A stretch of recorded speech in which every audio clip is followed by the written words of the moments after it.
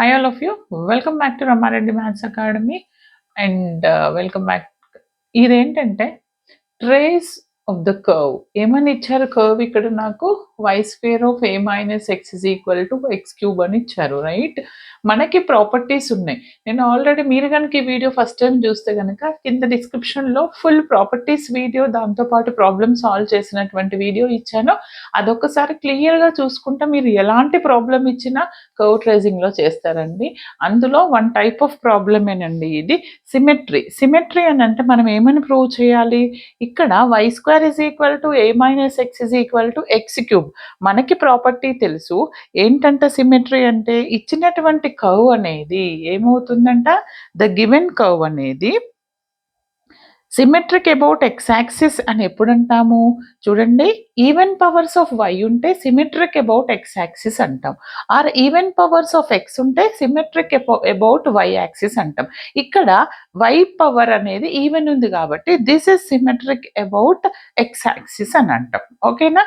And ఒకవేళ both and x and y both are even powers ఉంటే symmetric about both axis అంటాం, right? తర్వాత origin check చేయాల్సి ఉంటుంది. ఆరిజిన్ అంటే ఏంటిది?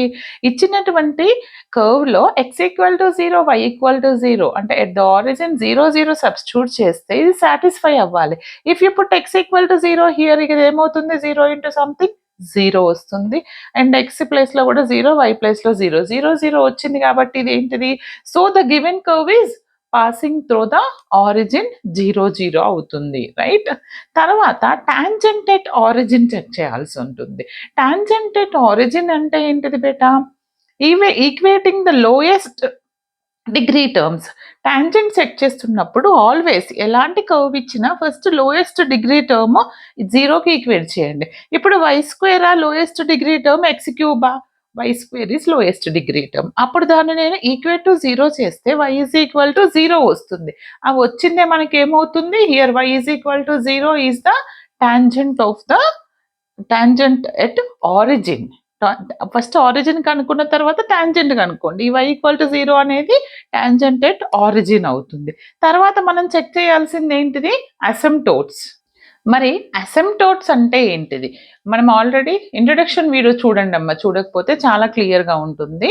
ఇక్కడ అసిమ్ప్టోట్స్ అంటే ఏ విధంగా చెక్ చేస్తాము అని అంటే, అసిమ్ప్టోట్స్లో 2 ఉంటాయి. ఒకటి ప్యారలల్ టు ఎక్స్ యాక్సిస్ ఉంటే ఎలా తీస్తాము asymptotes, and parallel to y axis ఉంటే ఎలా తీస్తాము.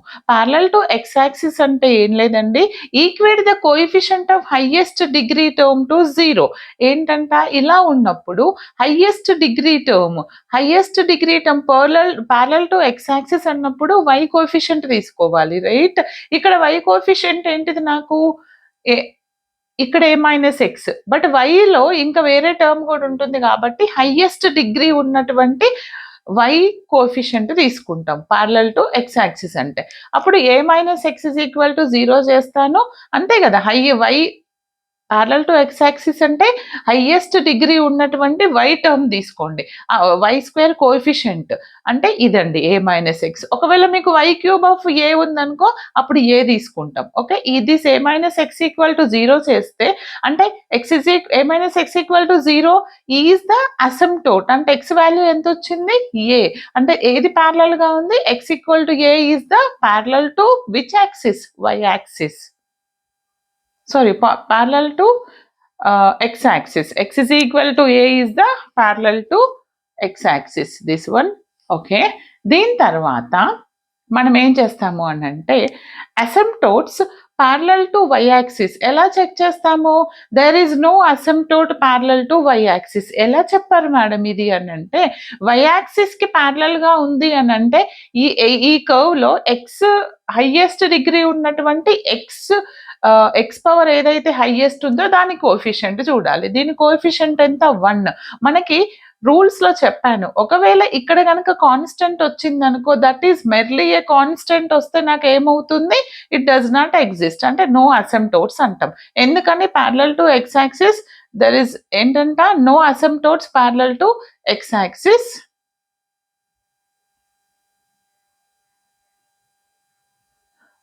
ఓకే,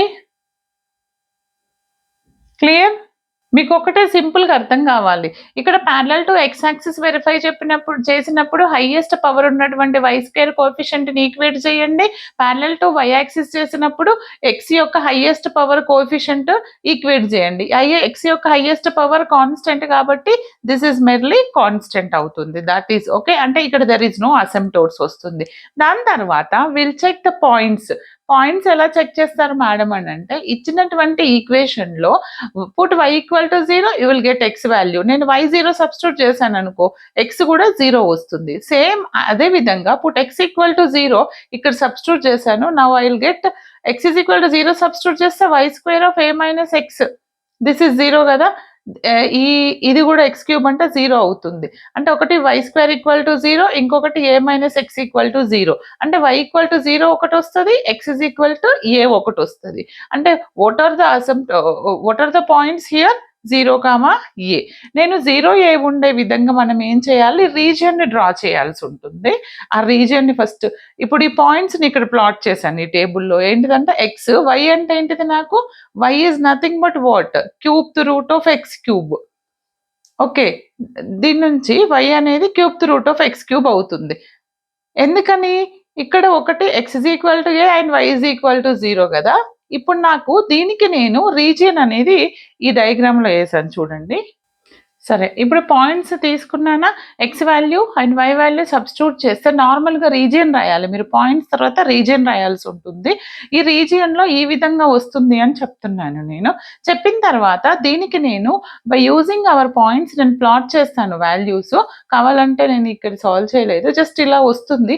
x-2 తీసుకోండి, ఈ విధంగానే వస్తుంది గ్రాఫ్. కావాలంటే చెక్ చేయండి. తర్వాత టాంజెంట్ కనుక్కోవాలి అంటే ఏంటిది మనకి కాన్సెప్ట్?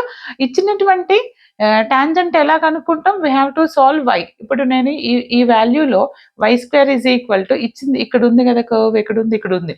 ఓకే, ఆర్ ఇక్కడ ఉంది. Y square is equal y square of a minus x equal to x క్యూబ్లో y square equal to X cube, ఈ ఏ మైనస్ ఎక్స్ నాటి తీసుకెళ్ళా అంటే వై ఈజ్ ఈక్వల్ టు ఇది వచ్చింది. ఎందుకు మేడం మీరు టాంజెంట్ అంటే వై కనుక్కున్నారంటే, tangent is nothing but the first derivative of y equal to 0, dy by dx equal to 0.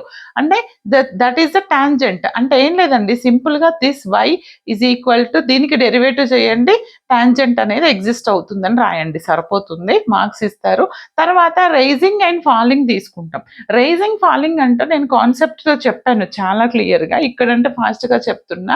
D square why by dx square double derivative, టాంజెంట్కి ఇంకొక derivative కనుక్కుంటే అది గ్రేటర్ దెన్, అంటే పాజిటివ్ వస్తే concave అనేది అప్వర్డ్స్లో ఉంటుంది అండ్ కాన్వెక్స్ అనేది డౌన్వర్డ్స్. ఇది ప్లేస్ లేదని ఇలా రాశాను. ఇప్పుడు d square why by dx square అనేది నెగిటివ్ వస్తే, అంటే లెస్ దెన్ 0 వస్తే కాన్కేవ్ అనేది డౌన్వర్డ్స్, కాన్వెక్స్ అనేది అప్వర్డ్స్.